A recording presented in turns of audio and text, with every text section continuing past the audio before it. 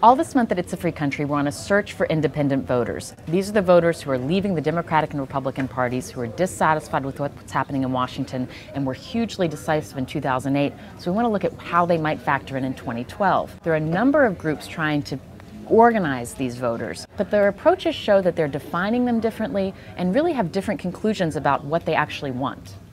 There's a website called independentvoting.org, and Jackie Salett is its president. So she says that President Barack Obama is making an error when he says, I'm just going to move to the center to keep appealing to independent voters. She says what independent voters really want are changes to things like how the caucuses are organized in Congress, how primaries happen in states. So there's a group in Arizona that's saying, let's get rid of the primary system. Let's have one primary where just the top 2 vote getters go on to the general election. There's another group called No Labels, and what they think is that the two-party system is not the problem. The problem is there aren't enough incentives for lawmakers to work together. It's the gridlock they want to get rid of, and that's what they think are motivating independent voters to be so disaffected. So they want to do things like create a No Labels caucus where there's political power organized around people who are in the center, as opposed to things like the Tea Party caucus. I talked to folks who said we want to be a counterweight to the Tea Party caucus. There's a third group called Americans Elect, and they're sort of a mix between these two different approaches.